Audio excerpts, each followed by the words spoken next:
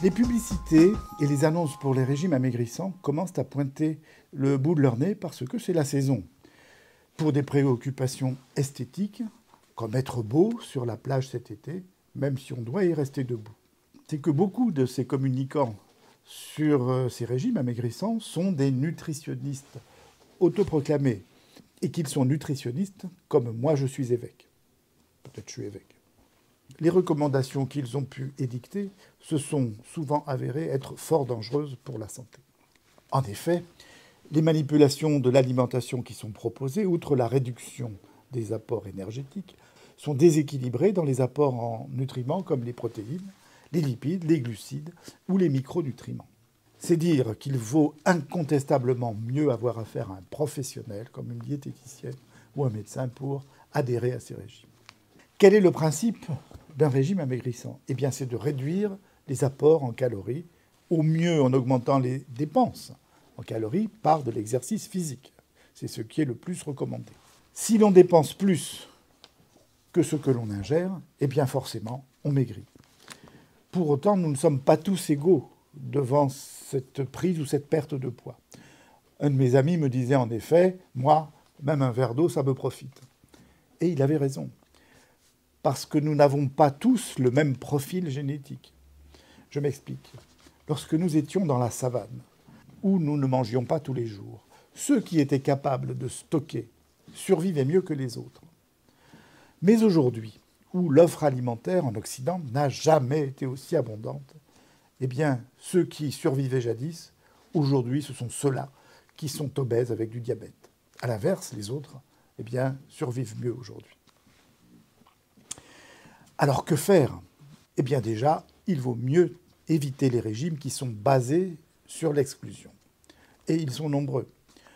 On peut citer les régimes cétogènes, les régimes paléolithiques, les régimes de la soupe aux choux, les régimes citron, j'en oublie, les régimes basés sur la chrononutrition, ou enfin les régimes qui sont basés sur les noms de personnalités médiatiques. C'est que plusieurs études ont montré que certains de ces régimes pouvaient en effet augmenter l'ostéoporose et donc augmenter le risque de fracture. D'autres ont montré que le risque de cancer était accru. Sans compter la perte d'eau et de muscles pour d'autres régimes, dont on peut comprendre les effets néfastes pour la santé. Alors oui, mais comment maigrir? Le mieux, et sans doute pas le plus facile, c'est d'en avoir envie et de changer de mode de vie. C'est la seule façon d'obtenir une perte de poids durable et stable. Le mieux est de modifier son alimentation en diminuant les apports énergétiques, mais en augmentant aussi les dépenses par davantage d'exercice physique. A l'inverse, les régimes amaigrissants dits rapides, avec plusieurs kilos en un mois, exposent au phénomène du yo-yo, c'est-à-dire qu'après la perte de poids, les contraintes sont abandonnées ou disparaissent, et on reprend du poids, et ainsi de suite. Quelles recommandations peut-on donner aujourd'hui pour maigrir sans danger de façon durable? D'avoir d'abord une restriction calorique équilibrée sur les nutriments, et je pense en particulier aux apports en lipides, en graisse.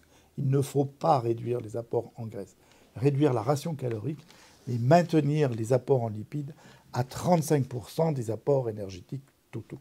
Après avoir mesuré ce que l'on mange, après avoir mesuré ses ingestats, et on trouve sur Internet toutes les tables nécessaires pour cela, on peut réduire de 500 calories ces apports. Ça correspond à 1 ou 2 parts de gâteau.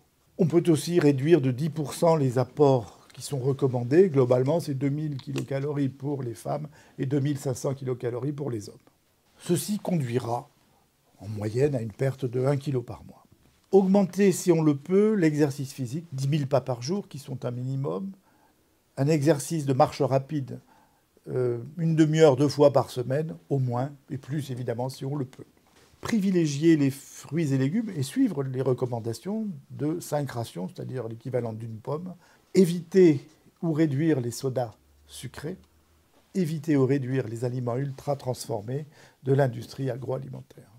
Nous reviendrons ultérieurement sur certains aspects nutritionnels des régimes, et notamment sur la nécessité de maintenir des apports en graisse. Sur ce, bon appétit.